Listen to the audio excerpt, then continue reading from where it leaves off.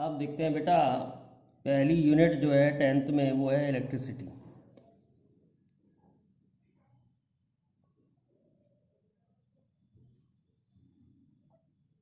Electricity क्या है? Electricity energy है। Electricity is important source of energy. Electricity is important source of energy. It is used everywhere. हर क्षेत्र में हम electricity use करते हैं। इन होम, इंडस्ट्री, सब जगह यूज़ होती है इलेक्ट्रिसिटी। Transport etcetera. अब सबसे बेसिक चीज़ है इलेक्ट्रिसिटी में, वो है चार्ज। तो व्हाट इज चार्ज? चार्ज क्या होता है? इट इज़ अ प्रॉपर्टी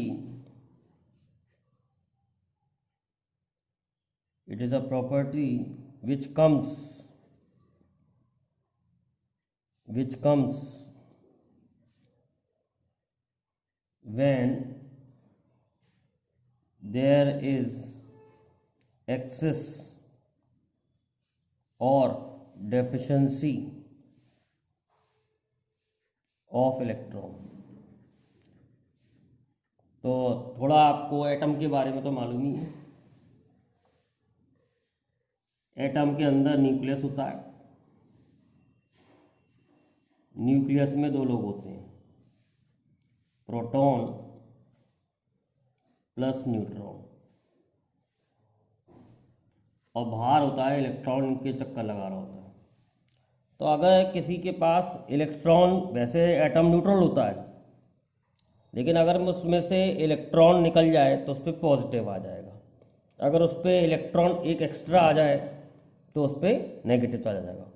तो चार्ज क्या है? एक ऐसी प्रॉपर्टी जो इलेक्ट्रॉन की वजह से आती है उसके अंदर। या तो इलेक्ट्रॉन ज़्यादा होंगे या कम होंगे। मोर electrons means negative charge and less electrons means positive charge. मतलब अगर किसी के पास एक्सेस ऑफ इलेक्ट्रॉन है, एक्सेस ऑफ इलेक्ट्रॉन, तो उस पर आएगा नेगेटिव चार्ज।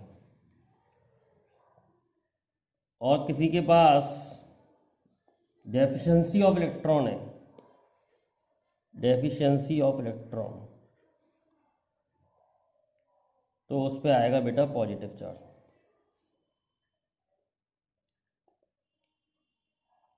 सबसे पहले चार्ज कैसे डिस्कवर किया गया? When a glass rod is rubbed with silk,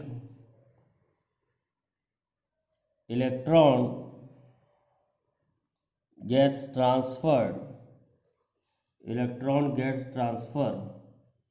from glass to silk।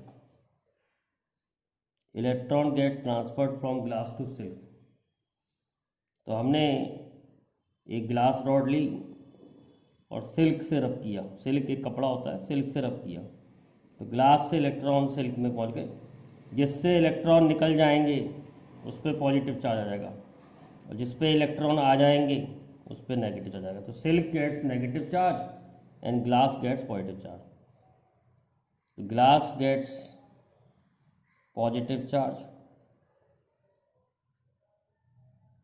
And silk gets negative charge. Silk पे नेगेटिव चार्ज आएगा, ग्लास पे पॉजिटिव चार्ज आएगा।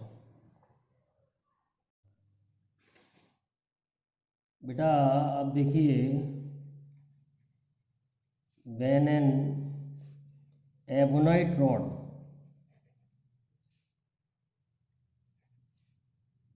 Is rubbed with fur. जब हम एबोनाइट रॉड को फर से रब करते हैं, इलेक्ट्रॉन गोज फ्रॉम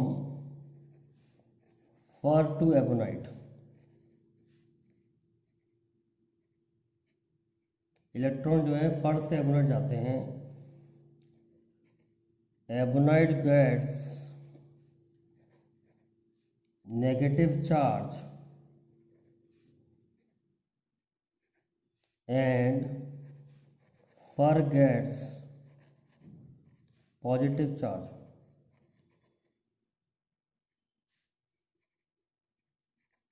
बेटा एबोनाइट को हमने फर से रब किया है, एबोनाइट को फर से रब किया है, तो फर में से इलेक्ट्रॉन निकल के एबोनाइट पे जाते हैं, तो एबोनाइट पे नेगेटिव चार्ज आएगा, क्योंकि जिस पे इलेक्ट्रॉन जाते हैं उस पे नेगेटिव चार्ज आता है और जिससे इलेक्ट्रॉन निकल जाते हैं उस पे पॉजिटिव चार्ज आता है। आगे समझ में। अब देखते हैं properties of charge. Properties of charge.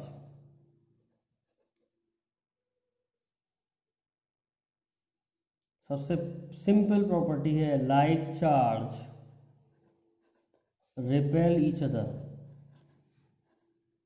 Like charge repel each other and unlike charge attract each other. Like charge repel करते हैं और अनलाइक चार्ज अट्रैक्ट करते हैं। कहने का मतलब है पॉजिटिव और पॉजिटिव लाइक हैं तो रिपेल करेंगे, नेगेटिव और नेगेटिव लाइक हैं तो रिपेल करेंगे, लेकिन अगर पॉजिटिव नेगेटिव है तो अट्रैक्ट करेंगे।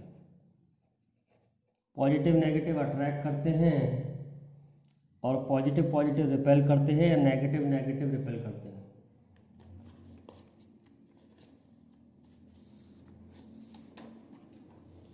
नेक्स्ट प्रॉपर्टी देखिए, चार्ज इज क्वांटाइज्ड। चार्ज जो है क्वांटम के रूप में मिलता है। All charges exist in integer multiple of e. सारे चार्ज इंटीजर मल्टीपल पे ई के होंगे, fractional multiple is not possible. Fractional multiple is not possible. सारे चार्ज जो हैं इंटीजर मल्टीपल होंगे ई के। ई सबसे छोटा चार्ज होता है 1.6 10 की पावर -19 कूलम, और ये हमें बताया था मिलीकन ने। तो मिलीकन के अकॉर्डिंग सबसे छोटा चार्ज इलेक्ट्रॉन पे होता है और सारे चार्ज उसके इंटीजर मल्टीपल होते हैं। तो Q is equal to n e. Q charge है बॉडी पर, एन नंबर ऑफ इलेक्ट्रॉन्स हैं और ई चार्ज ऑन इलेक्ट्रॉन है। तो चार्ज ऑन इलेक्ट्रॉन कितना होता है बेटा? 1.6 10 की पावर -19 कूलम। जैसे एक सिंपल सा क्वेश्चन करते हैं, calculate number of electron in 1 coulomb charge. एक कूलम चार्ज में कितना इलेक्ट्रॉन होता है? तो Q is equal to n e, n is equal to Q by e. Q की जगह 1 कूलम रख दिया और ई की जगह 1.6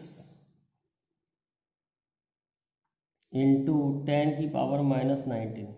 सॉल्व करेंगे तो 6.25 इंटू 10 की पावर 18 इलेक्ट्रॉन हो गए।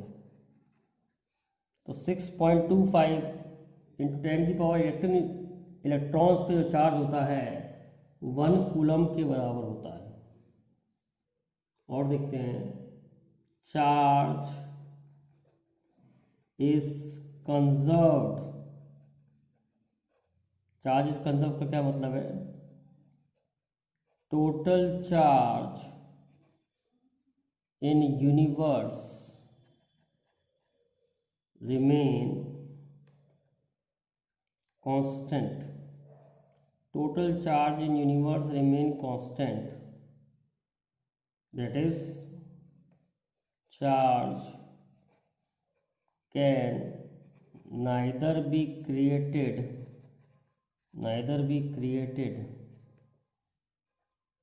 nor be destroyed।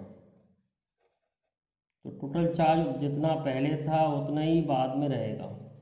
एक एग्जाम्पल से समझते हैं इसमें बात। जैसे हमने ग्लास रॉड को सिल्क से रब किया तो गिलास पे आ गया पॉजिटिव चार्ज, सिल्क पे आ गया नेगेटिव चार्ज। तो गिलास पे जितने इलेक्ट्रॉन निकलेंगे सिल्क पे उतने ही इलेक्ट्रॉन आएंगे। तो गिलास पे आ गया पॉजिटिव चार्ज Q और सिल्क पे आ गया नेगेटिव चार्ज Q। तो Q इनिशियल कितना था, ना इस पे कोई चार्ज था ना इस पे कोई चार्ज था, तो टोटल चार्ज 0 था। और Q फाइनल कितना है, Q माइनस Q, यानी कि हम कह सकते हैं टोटल चार्ज रिमेन कांस्टेंट। मतलब जितना पहले था, पहले भी 0 था और बाद में भी 0 है, तो हम कह सकते हैं टोटल चार्ज रिमेन कांस्टेंट। अब देखते हैं conductor and insulator. Conductor and insulator. Conductor क्या होता है? those substance which allow current to flow from them are called conductor। जो सब्सटेंस अपने अंदर से करंट को फ्लो कर देते हैं उसे कंडक्टर कहते हैं। Example metal, alloy such as nichrome, manganese, tungsten, graphite, ये सब कंडक्टर हैं। जो करंट को फ्लो करते हैं वो कंडक्टर होते हैं, और जो करंट को फ्लो नहीं करते हैं, जिसमें करंट फ्लो नहीं करता है, वो इंसुलेटर होते हैं। अब देखते हैं बेटा insulator.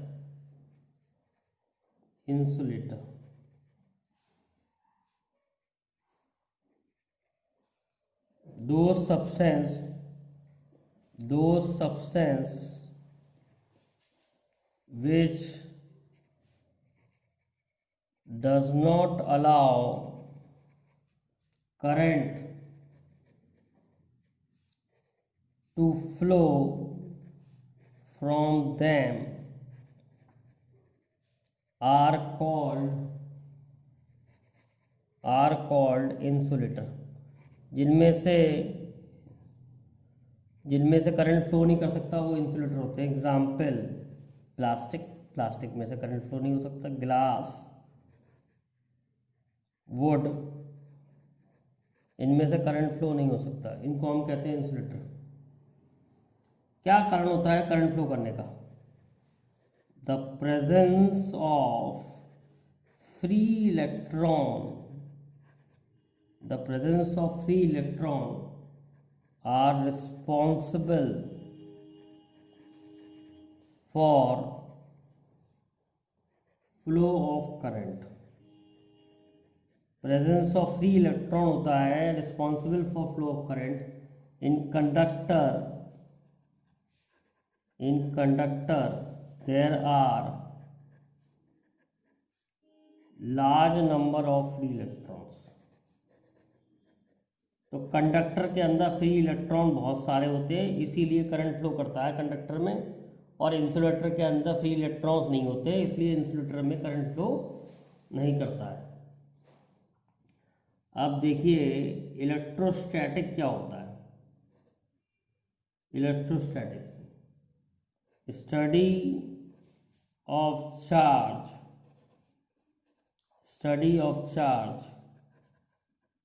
when it is at rest। Charge की स्टडी जब वो रेस्टफुल होता है तो उसे इलेक्ट्रोस्टैटिक कहते हैं। और करंट इलेक्ट्रिसिटी किसे कहते हैं? फिर करंट इलेक्ट्रिसिटी होता है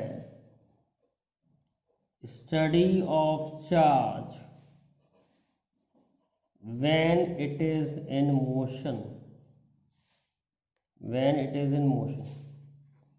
तो जब चार्ज मोशन में होता है तो करंट बनता है और उसकी स्टडी जो है करंट इलेक्ट्रिसिटी में करी जाती है। और जब चार्ज रेस्ट पर होता है तो उसकी स्टडी को हम कहते हैं इलेक्ट्रोस्टैटिक।